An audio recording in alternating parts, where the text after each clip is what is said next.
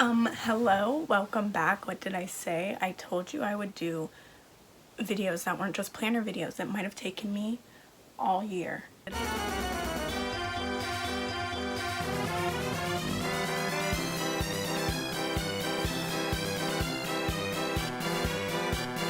But I did it, so congrats to me, congrats to you, as you are the one who gets to enjoy this. Listen, 2020 is a year. It's a year we're living in, and it's hasn't been the best. I'll give it that. It hasn't been the best. However, 2019, I think we gave it a lot of grief. I don't think we understood how lucky we are. So I thought, let's look back on 2019. Let's talk about the books I read in 2019. Because just as 2020 would have it, I haven't read any books yet. I started one, haven't finished it. It's been 3 months. So the first book I want to talk about from 2019 was actually, I think it was a 2019 release. So hey, double whammy. And that was Hank Green's debut novel, An Absolutely Remarkable Thing. I think back in the day when all I did was talk about books, I probably mentioned this a lot. This is one of my favorite books. I think it's maybe my favorite book of last year. It's definitely one of my new all-time favorites. New is relative, but it's a sci-fi new adult book. Hello. It was so great. I loved the social aspects of it, the political aspects of it. Amazing. It was fun. Her name is April May. That's funny. The second book kind of takes place in this universe, I believe. It's coming out this year, I think. You know, I'm not even gonna say that. For all I know, just like everything else, it's just gonna get postponed. So at least we have this. I definitely gave this 5 out of 5 stars. I probably actually, I don't know why I even said that. I gave every book I'm gonna talk about 5 out of 5 stars. This next book, I think I read it, I probably read it in a reading vlog, which I haven't done in so long, because again, I haven't been reading. Very tragic. But I loved this book so much. It's probably a very well-known book. It's hyped. Everyone knows this book. And I recommend that you read it if you haven't because it's so good. I'll Give You the Sun by Jandy Nelson, I think. Yeah. What do we have? This is told in dual perspectives. The two characters that we are reading from are twin brother and sister, which I really love. That's just fun to me. We love twins and we love dual perspectives, but more than just dual perspectives, they are happening on alternate timelines. So one is in the past and one is in the present, and so it gives a really introspective look into where half of the story was and the other half is, and then they converge, kind of, is that the word? Converge, divulge, meet, intersect at one moment in time where things, it's great. It's a great book about love and loss. It was truly, truly beautiful. I probably read this in 2 days, if not one. It was impossible to put down. It was just oh, so good. Next, another book that I couldn't put down, and I think I read these books within a day of each other. They remind me very much of each other. It's another hyped, well-loved, for good reason book. Aristotle and Dante discovered the universes of the secrets. Aristotle and Dante discover the secrets of the universe. I don't even know where to start with this book. This book is it feels like a warm hug, a gentle nudge, a gentle tap on the shoulder, a loving peck on the cheek. It's just this makes me feel so soft. Just thinking about it, I'm just I want to lay down and take a nap. This book was so good. I cried so much, but it was so good. It was just a really innocent, really real coming of age story about two boys. I loved it. I feel like I want to protect Aristotle and Dante with everything in my heart. I've never met two more oblivious characters in my life. I love them. The way sexuality and race intersect within the story was really well done. I appreciate that. Very nice. It was great. This was great. Read this. What else can I say? Read it. I couldn't remember if I read this last year, so I had to go on Goodreads and look, but I did, and I'm glad because I loved this book so much. I picked it up on Book Outlet for like, you know, cheap, and I was like, surely it's not gonna be like anything super good if it's that motherfucking cheap. Like, bitches were not reading it if they can sell it for that low. You know what? I don't care if you weren't reading it because I got it for cheap and it was really, really good. And it was really, really good. That's the one good thing about buying books for cheap. You just like kind of don't have expectations and then they usually surprise you. The book I'm speaking of is The Nowhere Girls by Amy Reed. I recommend you read this. This is a fun like girl gang, girl empowerment, we love women book. We've got, I think, about 5, maybe less, maybe more different perspectives. None of them are in first person, it's all third person, which I love. I hate first person. It always takes me so like much to get into it, but it does switch like based on chapters to the different characters who are going through a various amount of things. Like, because we have all these girls who are so different, but they're all like, bitch, I'll ride for you. And I think it's centered around like them coming together to stand up for a girl who was raped and who like nobody's doing anything about, and they take it upon themselves, which I really love.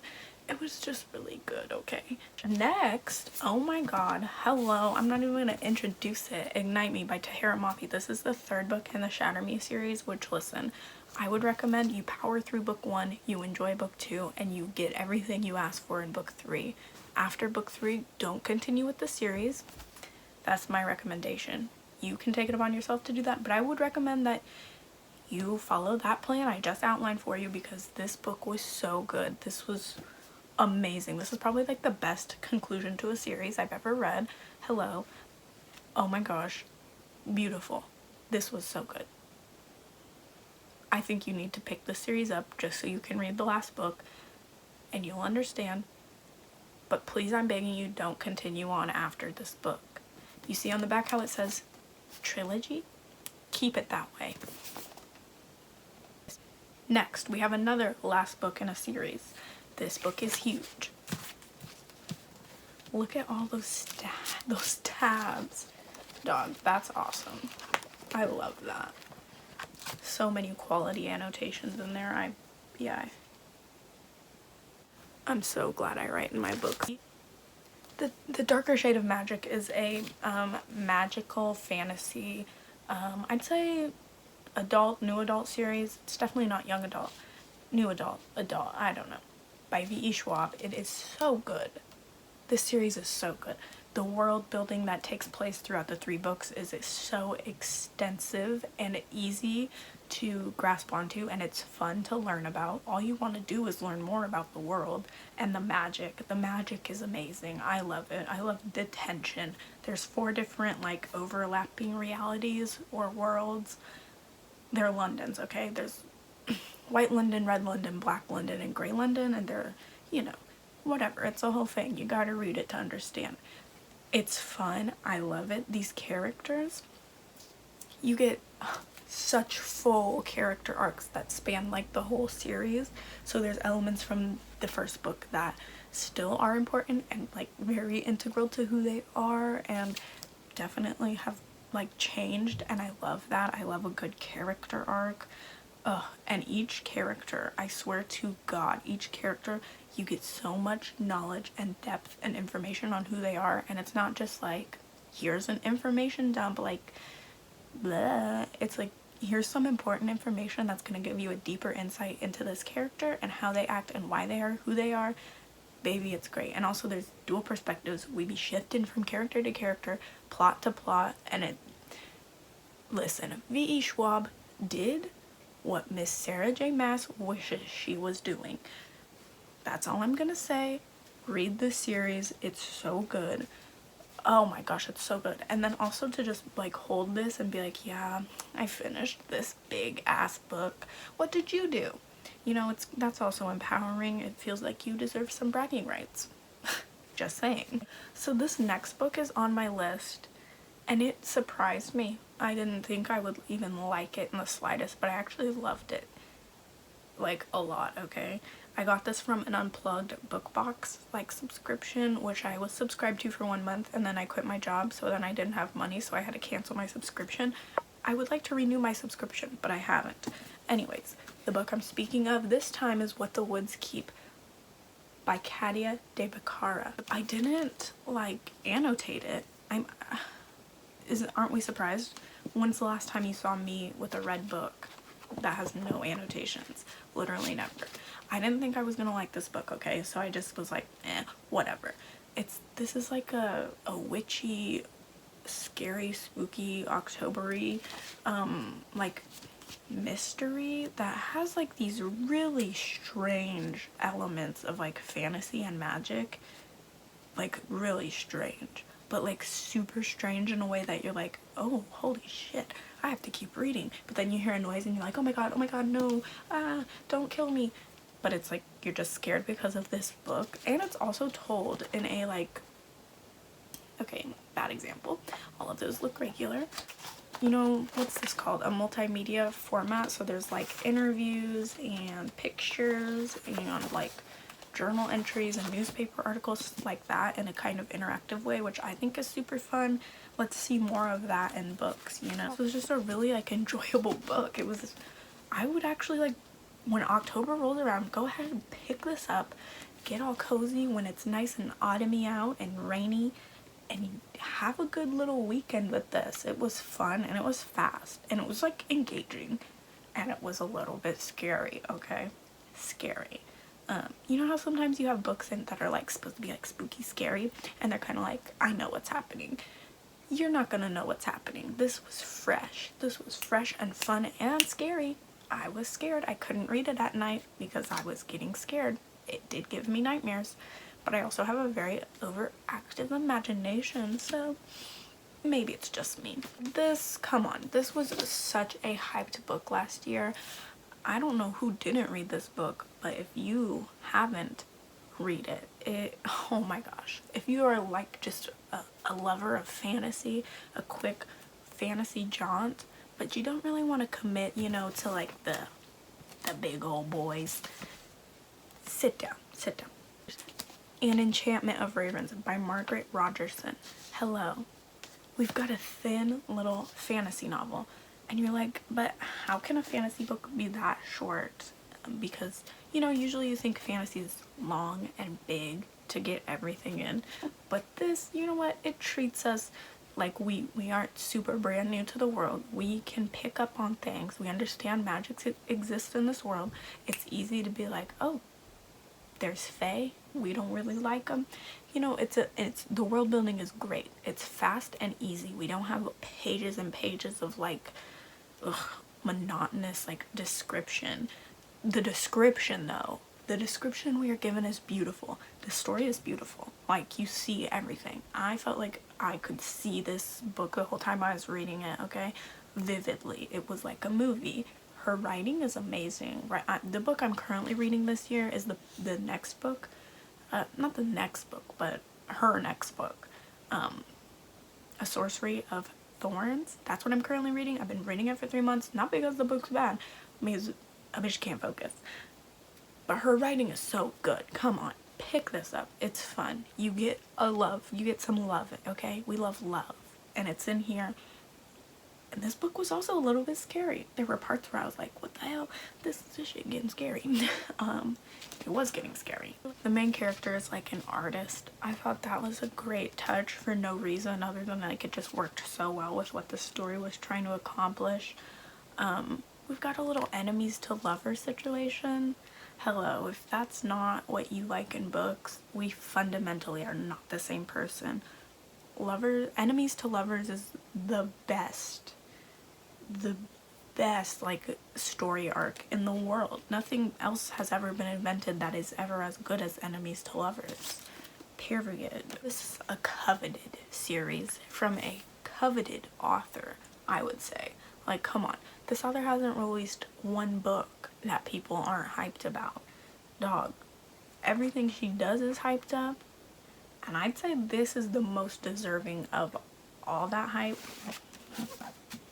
Baby, we're talking about Six of Crows by Leigh Bardugo. She came back from the Grisha trilogy and she did this.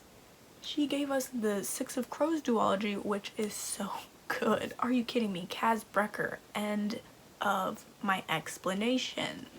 Thank you. The characters she puts into this story in particular were so amazing. And again, we get the dual perspectives. We get great in-depth knowledge of who these characters are and why they are the way they are. It was so great. It was so great.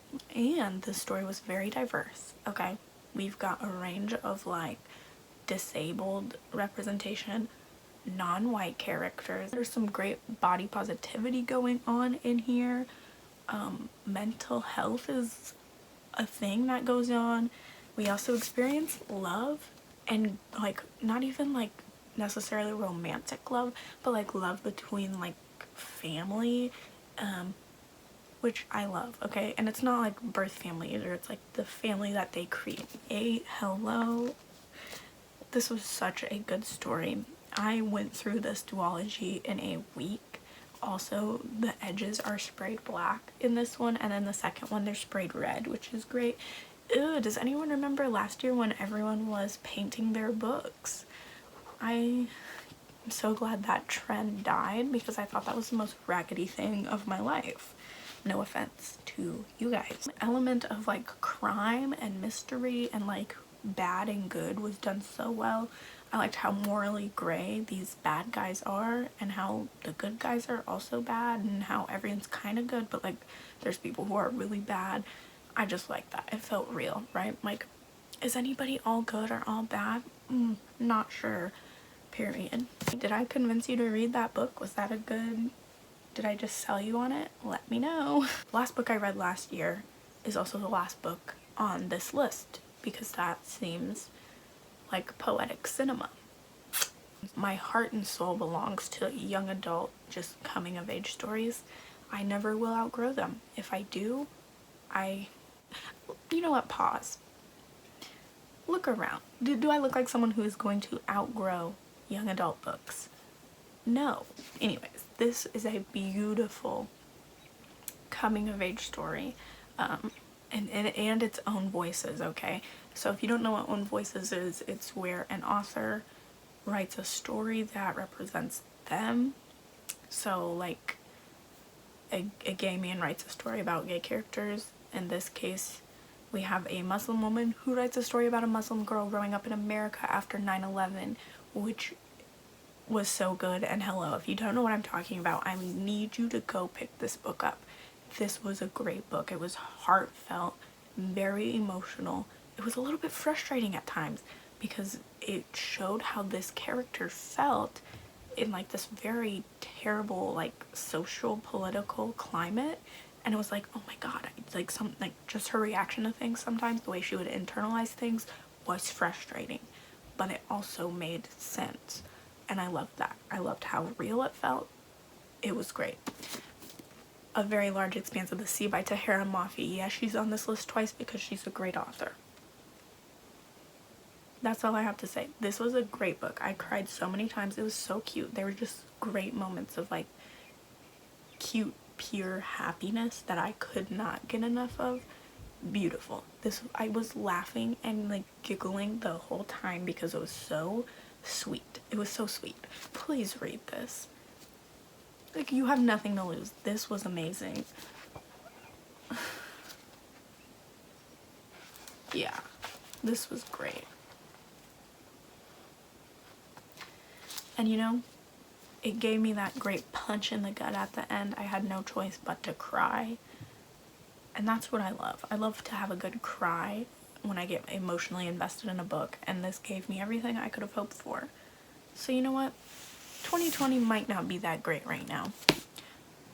It might not get better. Who's to say? I have faith that it will. Things will turn around at some point. But for now, we can look back at 2019 and think about all the great things that happened. I don't know what great things happened in your life, but I do know that in mine, I saw Post Malone a few times. I went to a music festival that was so fun and life-changing, and I read a bunch of good books. I read a bunch of really good books. Come on. You gotta look at life as a whole. Things will be better. We will be okay. And with that, I say whip, whip, nay, nay. Kisses, platonically. Thank you for watching. I hope I gave you some good book recommendations. I mean, there's no better time. Go pick these up on Amazon. No need to really leave the house. Go find them on Amazon. They're cheaper there. Even though, maybe go to a local bookstore. We kind of aren't fucking with Jeff Bezos, so just try and find them cheap. Maybe go to Book Outlet. Book Outlet's a great. I'll link you down below a referral link so we can both benefit. Go use that. Go find these on Book Outlet. Because fuck Jeff Bezos, but also get your books while we're on this kind of worldwide quarantine thing. For the most part, we all can use a good book, I think. So I hope that these make it onto your list at the very least. You've got a lot of great options. Not sponsored, but thank you for watching. Peace out.